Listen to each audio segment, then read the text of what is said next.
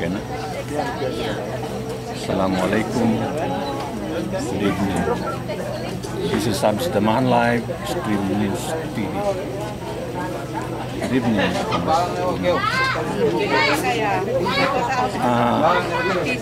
Can you give us the highlights of this 25th anniversary bar? Para malaman ng madla. I am joining for the anniversary as part of the family of Arjun Taman, and from what we gathered is this 25th anniversary is more than a month-long celebration which kicked off in Makboom celebration in Tawi-Tawi, and then this will be until December 19, Sharif Kabunsuan Day. But I think one of the new features of this anniversary celebration is the mock villages that you see around, wherein lahat po ng 5 probinsya ng ARMM nag-set up itong mga different villages na ito para maipakita kung ano yung kultura nila doon mismo sa probinsya. Itong Republic Act 1950, kung pagbabasehan papasa yung Bangsamoro Basic Law, mag-end itong Republic Act 1950 papalitan ng yung new batas na Bangsamoro Basic Law. Can you give us some highlight of this new law? As we all know po, the draft Bangsamoro Basic Law, which is now pending in Congress, is a result also of the peace negotiations between the GPH and the MILF, and it seeks to replace the ARMM with a new regional government entity, which is the Bangsamoro. Based on the provisions in the BBL, we see that there are certain provisions, which parang improvement siya of the ARMM law. So maraming mga siguro lessons learned na rin from the ARMM, ano yung naging kakulangan ng ARMM law, at ito yung gustong punan ng Bangsamoro Basic Law. So, kung matuloy itong transition, itong itong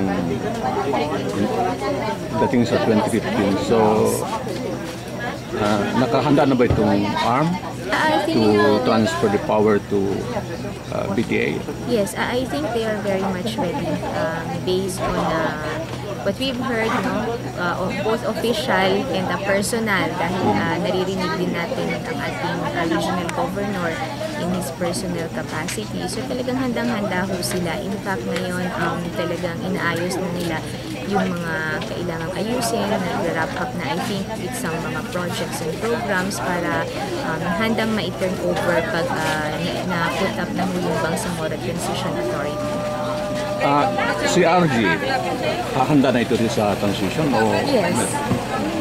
Handa na rin? Alam ko, handa na siya. Palagay niyo, hindi ma-extend o ano? Kailangan handa rin tayo sa any eventuality. Although we're really hoping na maipasa nga itong batas, and of course, magkaroon ng plebisito right after para nasa within the timeline tayo. Sana magkaroon ng at least 1 year yung Bangsamoro Transition Authority before pa noong 2016. Yun yung hinahabol natin timeline. So itong si RJ, hindi kaya hingin niya na maabot ng 2016? Ay, hindi ho. Kung pwede ngang mas earlier than 2015, hingin niya. I think personally, he is really looking forward to stepping down. So, wala na pala itong hassle itong hindi rin mo natin masabi, dahil ngayon, of course, on the part of Congress, patuloy yung aming public hearings, which is finished the other day in Lanao del Sur. Then yesterday, may simultaneous po tayo Iligan, Pagadian, and Tubod, Lanao del Norte. So we will still go to as far as Baguio, Iloilo, Cebu, no, even lawag for the public hearings. Para talagang wala nang masabi ang Supreme Court na hindi tayo nag-conduct ng consultation. After consultation, public hearing, saan pupunta itong BBL? Magde-deliberate na ho kami sa ad hoc committee. No? Doon natin titingnan. And then after that, i-present siya sa plenary para pagbutuhan. Meaning isasala doon sa plenaryo? Yes. So, salamat Congressman Taman. Can you give us a parting statement with regard to the anniversary sa lahat-lahat na sa mga kababayan natin all over Mindanao and Basilan also? Assalamualaikum po. Galing mo dito sa ORG Complex sa loob ng ARMM Cotabato City. Inaanyayahan namin kayong lahat na sana pumasyal ho kayo dito sa ORG dahil marami ho tayong matututunan at makikita dito. We encourage schools and students, no, even government offices siguro. This is a once in a lifetime na makikita natin ang kultura at pamumuhay ng mga kapatid natin mula sa 5 probinsya ng ARMM. Hinihikayat din namin ang lahat na suportahan natin ang BBL. Ito ay sa ngalan ng kapayapaan at kaunlaran.